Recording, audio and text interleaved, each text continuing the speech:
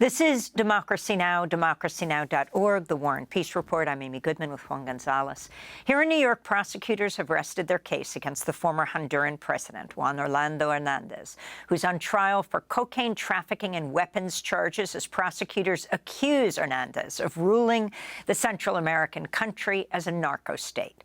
He's the first former head of state to stand trial in the U.S. since the Panamanian dictator and U.S. ally Manuel Noriega, who was ousted in 1989 when U.S. forces invaded Panama, and later he was convicted on drug charges. Hernandez is accused of accepting millions of dollars in bribes from cocaine traffickers in exchange for protection. During the trial, several convicted drug traffickers testified against him, including some affiliated with the Sinaloa cartel and the son of another former U.S.-backed Honduran president, Porfirio Pepe Lobo Sosa. Hernandez was arrested in February 2022, less than a month after his presidential term ended and extradited to the U.S. in April of 2022. He was a longtime U.S. ally who received backing during his entire 8-year term, despite mounting reports of human rights violations and accusations of corruption and involvement with drug smuggling. His brother, Tony Hernandez, Juan Antonio Hernandez, is now serving a prison sentence in U.S., a life sentence after being convicted in 2019 of smuggling cocaine. Juan Orlando Hernandez faces life in prison if convicted as well. For more, we're joined by two guests who've been attending the trial in New York. Dana Frank is professor of history emerita at the University of California, Santa Cruz, author of The Long Honduran Night, Resistance, Terror in the United States in the Aftermath of the Coup.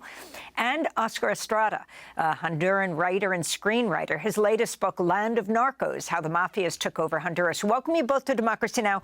Professor Frank, why don't you start by giving us the overall context before we get into what's testified at this trial?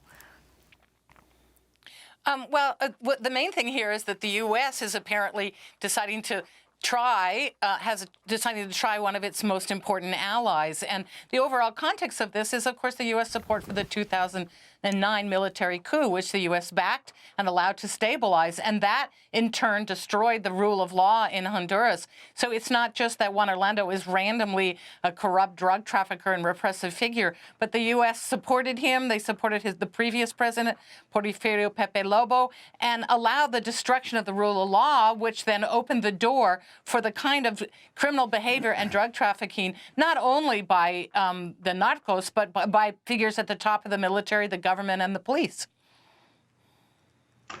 I'd like to ask Oscar Estrada. You've also been at the trial.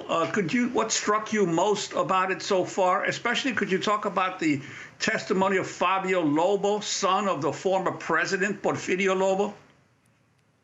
Yeah, I think at this point it's been shown very clear the involvement of narco-traffic money into Honduran elections.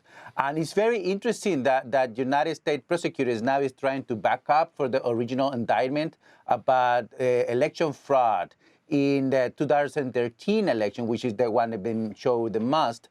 And I think that all the different witnesses are saying that they pay bribe for the different candidates in the United States. And I think the Honduran people have been expecting more about this trial in the sense that we're trying to see what happened in the elections, what happened with all these different narco-traffic involvement for political campaign. With Fabio Lobo, I think that is very clear his delivery in the witness day that he has a lot more to say that it wasn't really shown there. And at the end, it shows like a man full of resentment of his father and a different political figure that left him alone when he was arrested in Haiti in 2015. And Dana Frank, why did the United States turn so dramatically against a leader that it supported for 2 terms in office, one of which was ostensibly an illegal term? Well, I think the first term, I mean, you see the amount of money that flowed in from narcos for his first term has come out in the trial. So I think that underscores how corrupt both elections were, which I've been saying all along, as have many Hondurans. I think the question is to answer how the U.S. turned on the Juan Orlando. Juan Orlando, it's like you have to disaggregate who the United States is in here, because it's been the Southern District of New York that's been independently following these cases, building the case that have led to Juan Orlando Hernandez, and before that, his brother Tony. And the evidence that I know is that the U.S., the White House and the State Department have not been happy about this. I mean, I've interviewed officials at the State Department and 3 different ambassadors, and it was clear they were very hostile to the Southern District and all these cases that they've been gaining. And it's also clear that although Obama and Trump and Biden all supported Juan Orlando Hernandez, Biden did not want the Southern District of New York to charge and extradite Juan Orlando Hernandez until after Hernandez was out of office. And so it's like very important, because otherwise it looks like the U.S., there's a narrative here that you could see in the New York Times, for example, that suddenly the Honduran people can't govern themselves, and then suddenly the U.S. is coming in and heroically imposing the rule of law. And it's the opposite. It's the United States that helped destroy the criminal justice system in Honduras, and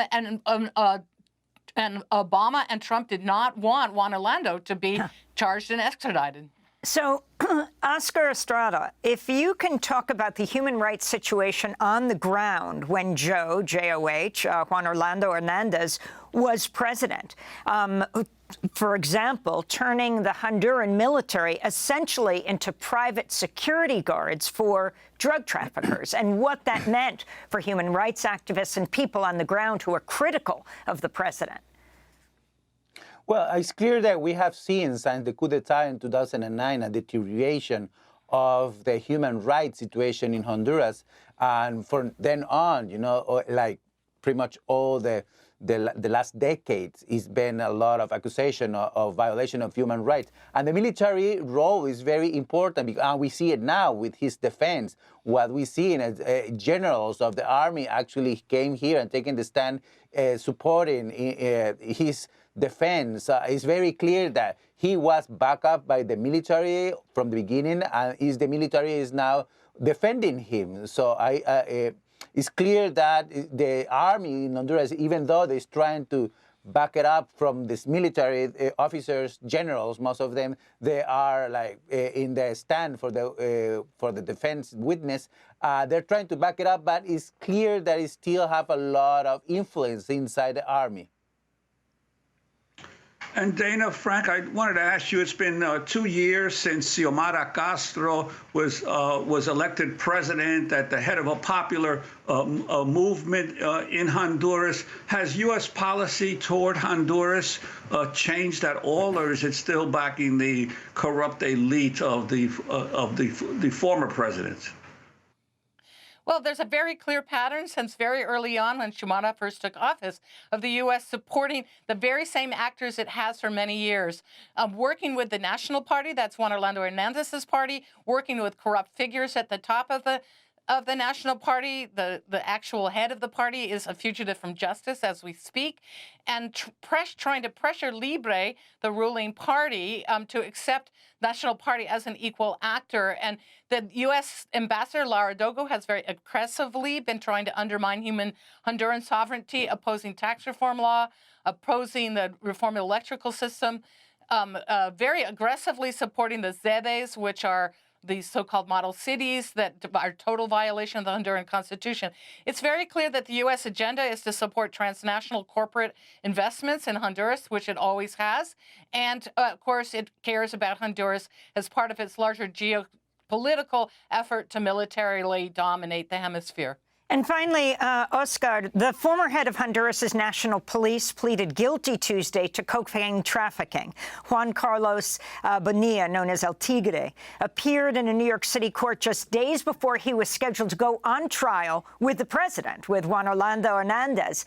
Can you talk about the significance of his guilty plea as we wrap up? Well, I think that we in Honduras, we will want it Tigre Bonilla to be persecuted for all his human rights violation record, which is very well known and recorded in Honduras. Instead of that, he's playing guilty for one charge of narco traffic, but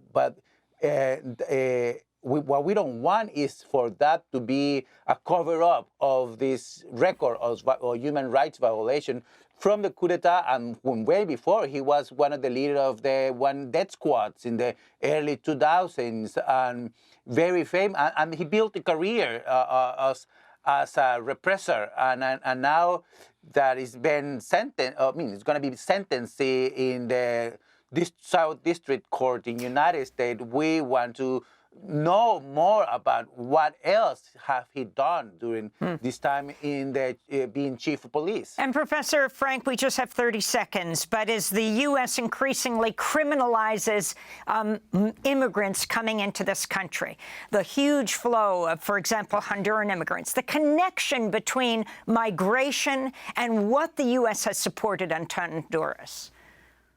Well, people are fleeing because they're fleeing the gangs, they're fleeing poverty, and they're fleeing the post-coup regime, 3 different presidents that have destroyed the country and have been backed by the United States in doing that. The United States is the single biggest factor creating the crisis in Honduras, the single biggest factor why people are fleeing. And then it turns around and says somehow they're a disaster down there independently, when actually it's the U.S. that's responsible for why people are fleeing Honduras. Dana Frank, I want to thank you for being with us, Professor of History Emerita at University of California, Santa Cruz, and Oscar Estrada, Honduran writer and screenwriter. His latest book, Land of Narcos, How the Mafias Took Over Honduras.